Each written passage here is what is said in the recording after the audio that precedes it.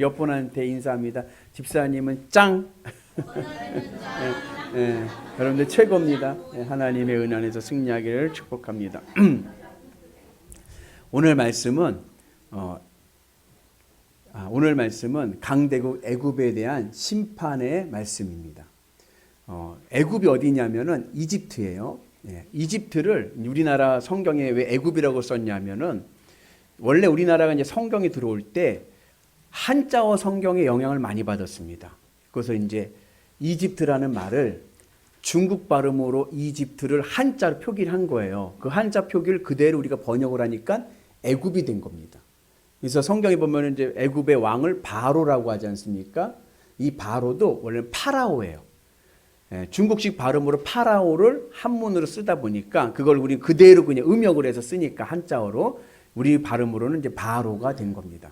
근데 이 이집트가 하나님의 심판을 받게 되었습니다. 이집트는 원래 이스라엘 유다에게는 전통적으로 어떠한 나라냐면은 형님 나라입니다. 우리 정서로 이해를 하면 우리나라 역사에서 보면은 중국과 같은 나라예요. 늘 우리는 어떻게 생각을 했어요? 우리 역사를 보면은 중국은 형님, 우리는 아우. 그래서 어려울 때는 누구에게 가서 도와달라고 그래요? 중국에 가서 도와달라고 그러죠. 그래서 외구가 쳐들어오면 중국에도 도와달라고 하고 형님 아우 하면서 이렇게 지냈습니다. 애굽이랑 이스라엘이 그런 관계에 있었습니다. 그래서 어렵고 힘들 때마다 유다와 이스라엘은 애굽에 도움을 많이 청했고, 그리고 이제 다윗이 나라를 통일하고 나서 나라가 이제 부강하게 된 다음에 솔로몬이 왕이 돼서 나라를 이제 체계를 잡아야 되지 않습니까? 그때 솔로몬이 나라의 행정을 조직을 어디에서 가져왔냐면은 애굽의 시스템을 갖고 온 거예요. 그래서 애굽의 시스템을 가지고 이제 나라를 든든하게 세우게 되었죠. 그런데 이 애굽이 심판을 받게 되었습니다. 왜 심판을 받게 됐냐면은 애굽 왕 바로의 교만 때문에 그렇습니다. 애굽 왕 바로의 교만으로 인해서 애굽이 심판을 받는데 황량한 사막과 같은 심판을 받게 됩니다. 우리 같이 말씀을 봅니다. 애굽 땅이 사막과 황무지가 되리니 내가 여호와인 줄을 그들이 알리라. 내가 스스로 이르기를 이 강은 내 것이라 내가 만들었다 하도다. 왜 바로 왕으로 인해서 심판을 받느냐? 바로 왕의 교만이 있어요. 그 바로 왕의 교만이 뭐냐 하면 내 것이다. 내가 만들었다요. 이 애굽 땅의 나라를 유지하는데 아주 중요한 생명줄과 같은 젖줄이 있습니다. 그게 뭐냐면 나일강이에요. 나일강을 중심으로 해서 나라가 평지가 있고 초목이 있고 그것을 통해서 경제가 일어났습니다. 그런데 바로 왕이 뭐라고 그래요?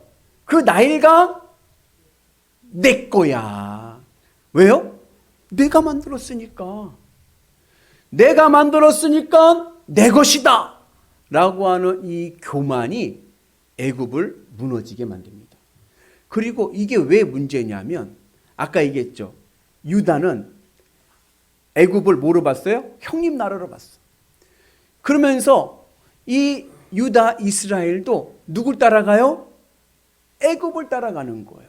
그래서 내 것이다. 내가 만들었다. 그렇게 이야기를 합니다. 그래서 유다와 애굽이 같이 하나님의 심판을 받게 됩니다. 여기에 아주 중요한 신앙의 지혜가 있습니다. 전순정 권사님, 내가 열심을 다해서 월급을 받아서 내가 돈을 받았어요. 그럼 그게 누구 겁니까? 내 거죠. 이게 자본주의의 원리, 자본주의의 원리. 내가 수고하고, 내가 노력하고, 내가 일해서 얻은 것 당연히 내 거죠. 우리는 자본주의에 살기 때문에 그렇습니다. 그런데 성경의 가르침은 자본주의가 아닌 거예요.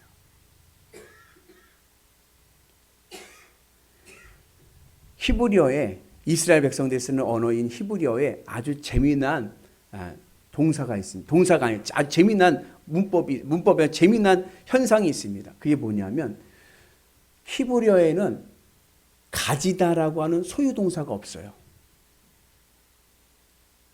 희한하죠. 가지다라고 하는 소유 동사, have 동사가 없어요.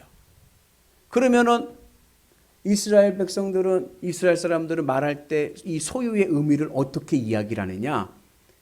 내가 가지다가 아니라 나에게 있다예요. 그들은 그렇게 얘기합니다. 나에게 있다. 나에게 있는 것이 나에게 소유의 의미를 나타냅니다. 그러면 이게 내게 있는 것은 존재하지만 그러나 이것은 내 것은 아니야. 누구의 것이에요?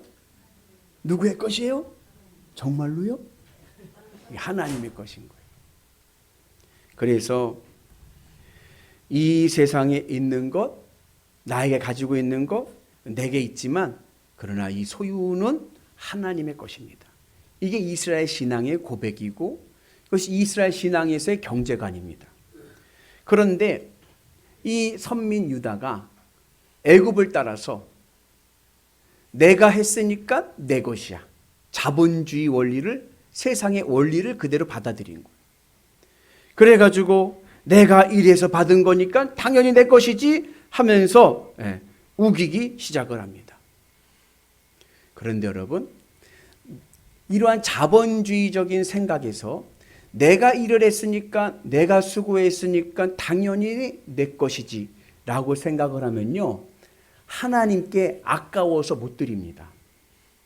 내가 어떻게 본 건데 그걸 어떻게 하나님께 드려요? 못 드리죠. 우리가 하나님께 기쁨으로 드릴 수 있는 이유는 내게 아니기 때문에 그런 거예요. 누구의 것이에요? 하나님의 것이니까는 아낌없이 드릴 수가 있는 거예요. 근데 내 것이라고 하는 소유의식이 가지게 되면 그러면 아까워서 하나님께 못 드리게 됩니다. 그래서 오늘 이스라엘 신앙에서 중요한 것은 경제는 내가 수고로 얻었지만 이것은 내 것이 아닙니다. 내가 수고로 얻은 것, 이것은 하나님의 은혜요, 하나님의 것입니다. 이러한 신앙의 고백이 있을 때 우리가요, 경제로부터 자유할 수가 있는 거예요. 우리의 삶이 어디에 매이지 않고 행복하고 건강한 삶을 살게 될 줄로 믿습니다. 그런데 이 애굽의 바로 왕이 교만을 떱니다. 뭐라고 떨어요? 내가 만들었으니까 내 것이야 하면서 나일강을 자기 것이라고 이야기합니다.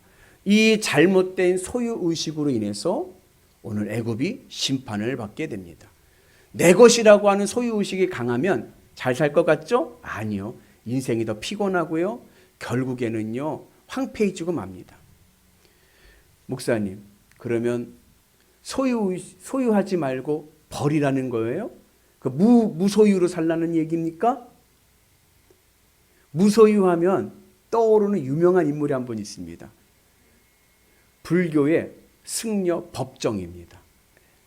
그러니까 불교의 말하는 논리는 뭐냐면 불교에서는 무소유를 얘기해요. 마음의 욕심을 내려놔라. 마음을 비워야 된다. 소유를 갖지 말아야 된다. 그러면서 대표하는 불교의 승려가 바로 법정입니다.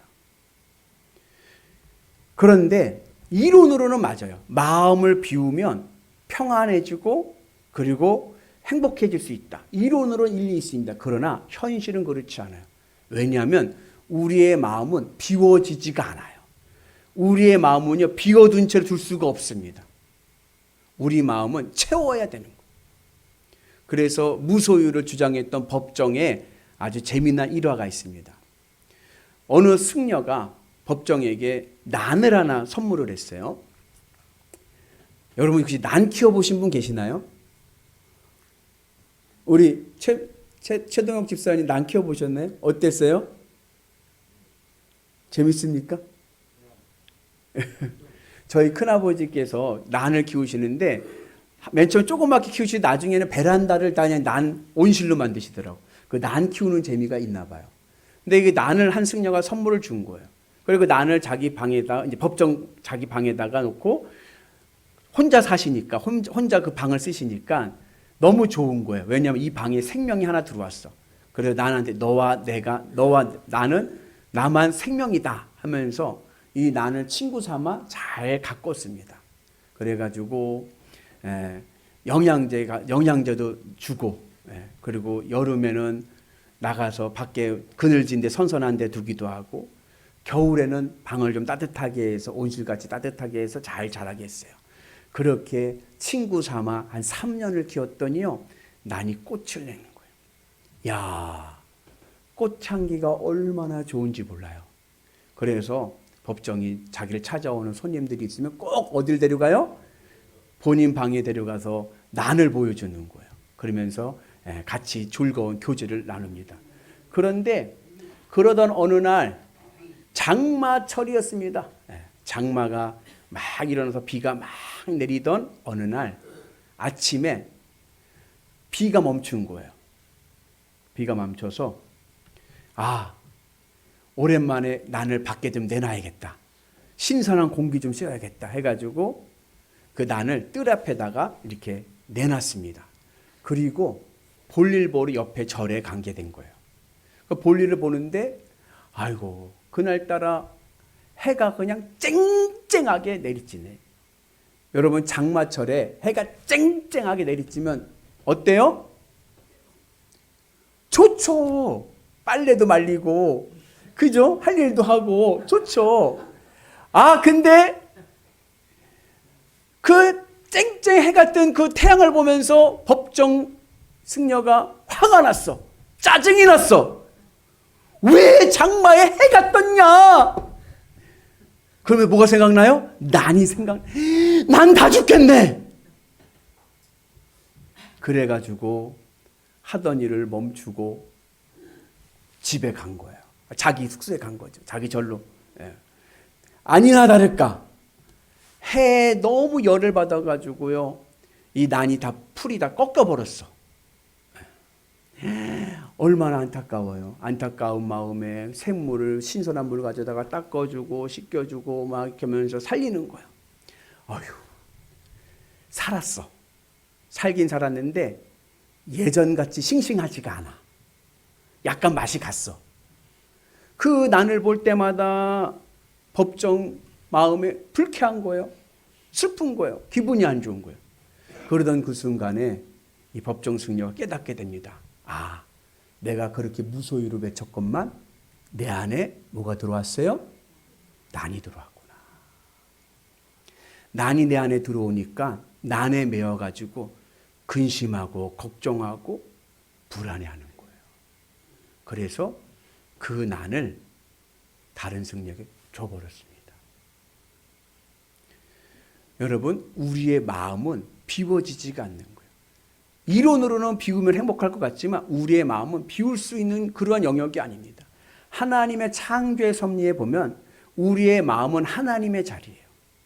인간의 행복은 어디서 오느냐? 마음의 만족으로부터 옵니다. 내 마음이 만족하고 기쁘면 인생은 행복한 거예요. 소유에 있는 게 아니에요. 내 마음이 만족해야 되는데 내 마음은 채워져야 만족하는 거예요. 채워져야. 비워둔다고 해서 만족할 수 있는 게 아닙니다. 예수님께서도 말씀하시기를, 우리 같이 말씀 봅니다. 가서 보니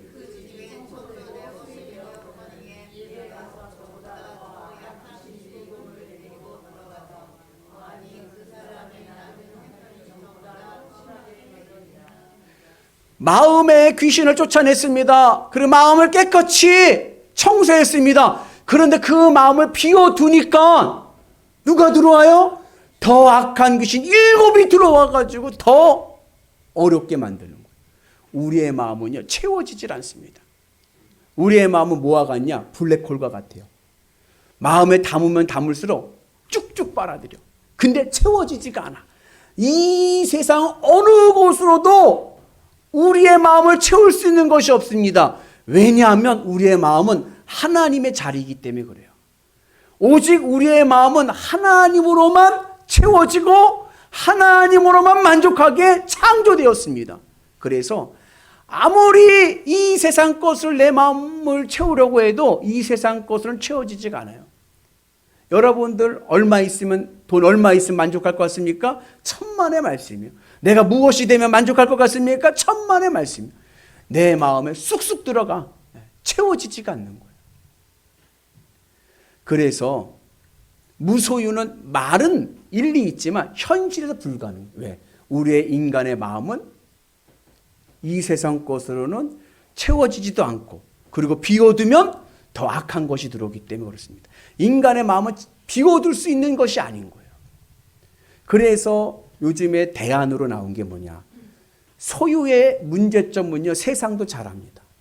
이제는 소유의 시대는 끝난 거예요. 뭘 소유하려고 하는 것이 아니에요. 그 무슨 시대가 왔느냐? 이제는 접속의 시대가 왔습니다. 소유의 종말과 접속의 시대가 온 거예요. 접속의 시대, 우리는 이미 접속의 시대를 살고 있습니다. 내 필요에 따라 살아가는 거예요. 예를 들자면 예전에는요, 책을 사는 게 좋았어. 책을 사요. 근데 지금은 책을 사면 어떻게 돼요? 책이 취미야. 비싸. 책을 안 사고 요즘 어떻게 해요? 인터넷에서 접속해서 인터넷에서 이북을 사. 인터넷에서 접속해서 보는 거예요. 책을 소유할 때 10,000원이면 됐던 게 인터넷에서 접속하면 2-3천 원이면 되는 거예요. 예전에는요, 목사님 방 가면요, 목사님들 자랑이 뭐예요? 나 이만큼 읽었다. 이거 책을 쫙 돌리는 거예요. 예. 근데 지금은 저도 책을 안 삽니다. 예. 인터넷에서 다운받아서 보지. 그리고 이제는 짐이야, 짐. 소유의 개념이 바뀌는 거예요. 뭘 모르잖아요. 모르면 예전에 백과사전을 찾아서 봤어야 돼. 지금 어떻게 해요? 지금은 접속해서 검색하면 나와요. 이제는 소유의 시대가 아니라 접속의 시대입니다. 또 이 접속의 또 하나의 형태가 뭐냐면 렌탈입니다. 이제는 사서 쓰는 게 아니라 내 필요한 만큼 빌려 쓰는 거예요. 렌탈해서 쓰는 거예요. 여러분들 정수기 집에 있으신가요? 정수기 사셨나요? 렌탈 하셨나요? 거의 대부분 렌탈에 쓰는 거예요. 쓰다가 이사 갈 때나 필요 없으면 딱 놓고 가는 거예요. 여러분 비데도 있죠. 예. 비데도 렌탈 하시나요? 사셨나요? 대부분 다 렌탈하죠. 요즘은 그런 것뿐 아니라 자동차도 렌탈합니다. 취등록세도 내지 않고 그냥 타고 다니는 거 타다가 실증 나면 어떻게 그냥 바꾸는 거예요. 요즘에는 홈쇼핑 보니까요, 이제 그걸 넘어서서 가전제품도 렌탈을 해요. 사질 않아요. 뭐 테레비, 냉장고, 뭐 에어컨 세트로 팔더구만, 세트만 렌탈 해더구만, 얼마씩 내 필요에 따라서. 우리는 아직 집을 소유하려고 그럽니다. 근데 외국, 미국이나 이런 데는 어때요? 집도 안 사요. 네. 렌탈하는 거야. 필요한 만큼 내가 사용하는 거예요. 이제는 왜 그러냐? 소유에 대한 부작용을 알기 때문에 그래요. 그러니까 소유하려고 하는 게 아니라 이제 내가 필요한 만큼 내가 사용하다가 필요 없으면 그러면 바꾸면 되는 거예요.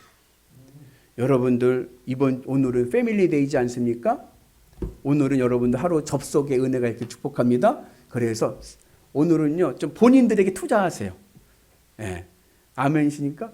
예. 맛있는 것도 사드시고, 환절기예요, 환절기. 옷도 한 벌씩 좀 사 입으시고, 좋은 옷으로. 아멘? 예. 이번 주에 미션은 옷 한 벌 한번 빼입자. 예. 써두면 뭐야? 예. 쓰는 거예요, 쓰는 거. 지금 건강할 때 쓰셔야 돼. 예. 그래서 여러분들 주님의 은혜 안에서 우리가 이 소유의 부작용을 극복하고 하나님의 은혜 안에서 복된 삶을 살아야 될 줄로 믿습니다. 그런데 신앙인의 삶에서는 더 중요한 참된 소유의 의미가 있습니다. 왜냐하면 이 세상 것은 우리가 생활의 편리함은 얻을 수 있지만 진정한 행복과 만족은 얻을 수 없기 때문에 그래요. 그래서 우리는 어떠한 삶을 살아야 되느냐? 우리는 우리의 마음을 채워야 되는데 무엇으로? 하나님으로. 아멘? 하나님으로 내 마음을 채워서 하나님으로 기쁘고 만족하며 살아가야 돼요. 접속해야 됩니다. 누구랑? 하나님과 항상 접속이 돼가지고 하나님과 생방송이 돼야 돼요. 여러분 렌탈은요 달달이 돈을 내야 돼요. 맞죠? 우리는 늘 항상 쉬지 말고 기도하고 날마다 말씀의 순종함을 통하여서 하나님과 접속의 삶을 살아서 하나님과 생방송이 돼야 돼요. 그러한 삶을 살아가는 인생이 참된 소유의 삶을 살아가는 인생이 될 줄로 믿습니다. 그렇지 않고 내가 했으니까 내 것이지, 내가 벌었으니까 내 것이지, 그렇게 교만을 떨면 그의 삶은요 결국 황량한 사막과 같은 인생밖에 되지 않는 거예요. 늘 근심과 걱정과 두려움과 불안 속에 살아가게 되는 거예요. 그래서 오늘 성경에서 말씀하기를 애굽의 심판이 임하는데 몇 년 동안 심판이 임하느냐? 40년 광야의 심판이 임한다라고 임합니다. 여러분 40년 광야하면은 생각나는 게 있어요. 그게 뭐죠? 출애굽 이스라엘의 40년 광야 생활. 여러분 광야는요 아무것도 없어요. 광야에서 소유할 것은 돌덩어리들밖에 없어. 광야에는 아무것도 없습니다. 소유할 것이 없습니다. 그 아무것도 없는 광야에서 이스라엘이 어떻게 살았습니까? 어떻게 40년을 살아왔습니까? 하나님과 접속함을 통해서 마음에 하나님을 품고 하나님과 접속함을 통하여서 하나님이 주시는 만나와 메추라기와 구름 기둥과 불 기둥의 인도하심을 따라서 살았더니 하나님의 가나안 복지의 은혜가 임하게 된 줄로 믿습니다. 참된 소유를 누리고 싶으십니까? 참된 인생의 행복을 누리고 싶으십니까? 마음을 주님으로 채워서 주님으로 기뻐하면서 늘 하나님과 접속의 삶을 살아갈 때 우리의 삶이 건강한 소유의 행복을 누리게 될 줄로 믿습니다. 이것을 성경은 또 다른 패러다임으로 이야기합니다. 그것이 뭐냐면 목자와 양의 관계예요. 우리는 양일까요? 목자일까요? 우리는 양이에요. 여러분, 양은 소유한 게 있을까요? 양은 소유한 게 없어요. 아무것도 없어요. 오직 양은 뭐만 바라봐요? 목자만 바라보는 거예요. 내게 가진 것 없지만 목자만 잘 따라가면 목자가 푸른 초장으로 인도하고 맛있는 풀과 그리고 시원한 물을 줍니다. 오늘 우리가 양이면 목자 대신 하나님을 잘 따라가는 은혜가 있기를 축복합니다. 양이 무엇을 먹을까 걱정하면서 따라갈까요? 아니면 그냥 기쁜 마음으로 매 하면서 따라갈까요? 양은 걱정하지 않아요. 왜? 목자가 알아서 다 해줄 거니까. 세상에 무엇을 먹을까, 무엇을 마실까, 무엇을 입을까 걱정하지 마시고 말씀 붙잡고 기도하면서 주님으로 기뻐하면서 하루하루 살아가게 되면 하나님의 큰 은혜가 우리의 삶을 복되게 하실 줄로 믿습니다. 하나님께서 우리의 삶을 가나안 복지와 푸른 초장으로 인도해 주실 줄로 믿습니다. 그런데 중요한 것이 뭐냐면 내 마음을 하나님으로 채우는 것이 중요한 거예요. 하나님을 소유하는 것이 중요합니다. 어떻게 내 마음이 하나님을 소유할 수 있습니까? 그게 바로 주님의 십자가의 은혜인 거예요. 내 의지로는 안 됩니다. 주님의 십자가 은혜 안에 있을 때 우리의 삶이요 하나님으로 채워지는 은혜가 있게 될 줄로 믿습니다. 내 머리에 가시면류관이 있어서 이제는 내가 판단하는 것이 아니라 나의 삶의 생명은 예수 그리스도, 내 삶의 기준은 예수 그리스도, 주님의 말씀 내 삶의 기준이 돼야 돼요. 그리고 내 손과 발에 못자국이 있어서 이제는 내 거야 하는 것이 아니라 주의 말씀에 순종하면서 주님의 길을 가게 되고 내 마음에 내 옆구리에 주님의 창자국이 있어서 내 안에 있는 담고 있는 세상적인 것들 다 쏟아내고 주님으로 기뻐하고 만족하고 감사하며 살아가게 되면 하나님께서 우리의 삶을 정말로 아름다운 행복한 삶으로 풍요로운 삶으로 만들어 주실 줄로 믿습니다.